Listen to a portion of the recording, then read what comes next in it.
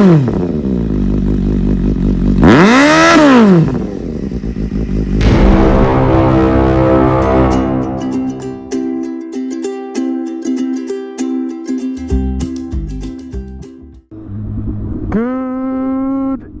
evening. Welcome to the A2. And this is the time of day where cars for miles are stuck behind each other with nowhere to go due to heavy flow of drivers deciding to travel to work using the car as a method of transport, apart from the train or, voila, bikes. Can you imagine all these people in bikes coming home? Right, so I wanted to do a little video, a little bit of an interaction video between myself and obviously get to know you guys a little bit better. A lot of you do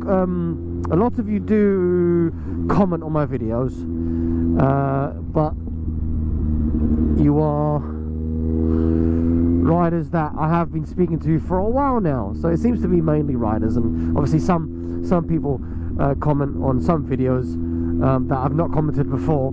But this is obviously an open question to anyone, because I'm assuming if you're watching my videos you're interested in riding, I guess, or bikes, or maybe just an idiot filtering through traffic.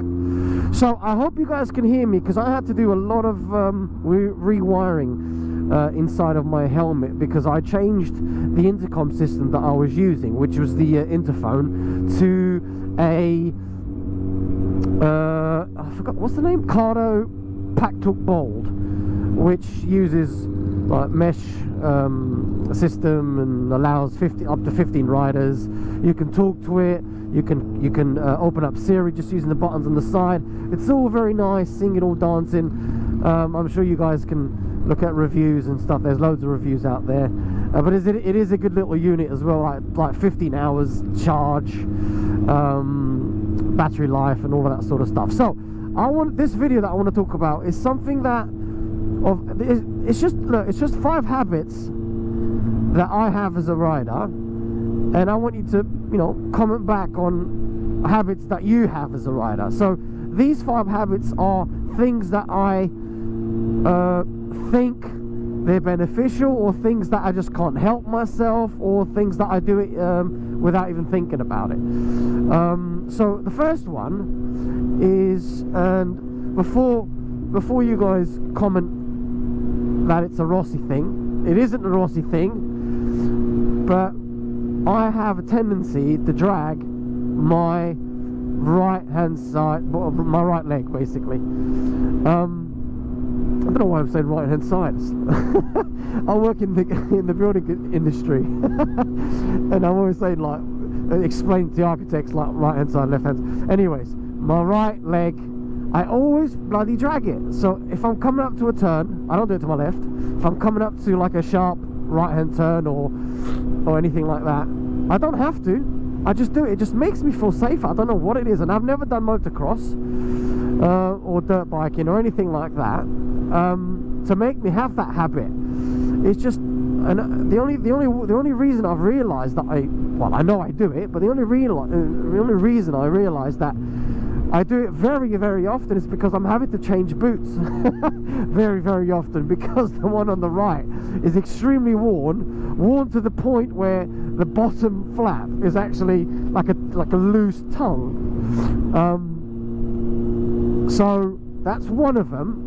And you know what? I don't know. It's just I do it when I'm slowing down as well, because as soon as I'm off the brake and even when I accelerate off the lights, I drag it a little bit. It's like just a little bit, but obviously over time it starts to really wear away.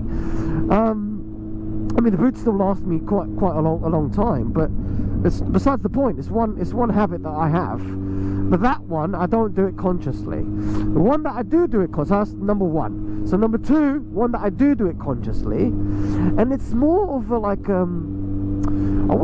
it is a habit, yes, but it is also more, it's become more of a ritual. So if I don't do it, I feel like I'm not, like I feel like it's basically, yeah, that's how it's just come to me.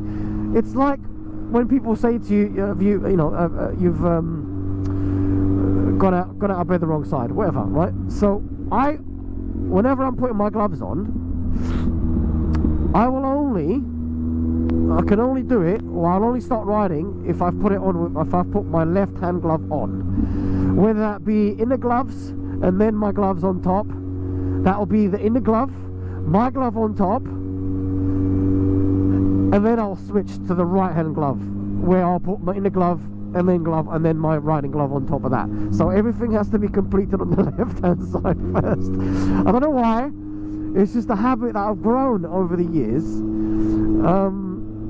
I don't know why. It's like if I don't do it, oh man, fuck, I've done something wrong. What's going to happen, right? Anyways, that's number 2, right? So number 3 is when I'm filtering. I'm not filtering now. I'm just literally cruising on the same lane. I have to always have my visor open.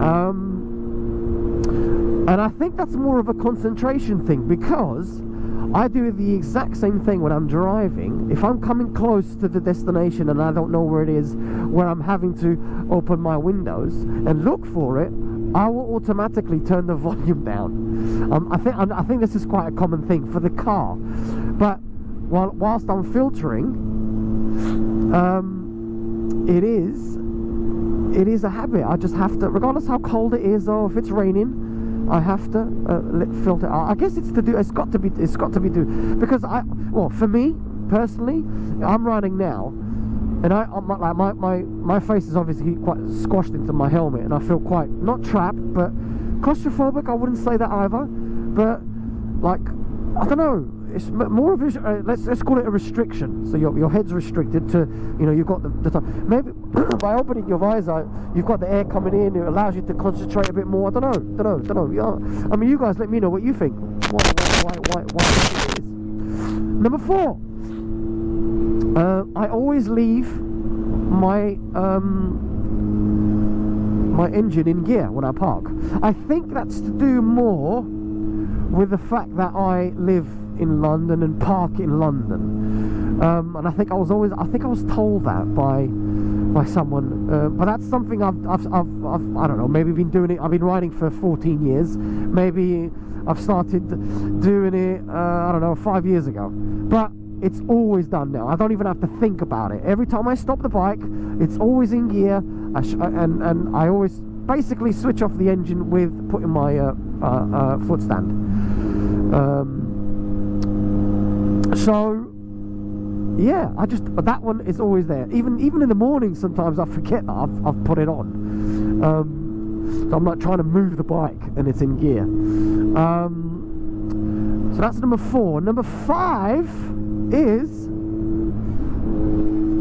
which I think, to be fair, most bikers do it. I think the level of care, or the level, or a person who rides a bike, it's not like a car that they don't look at people. I don't think people look. I've got a car and I've got a bike.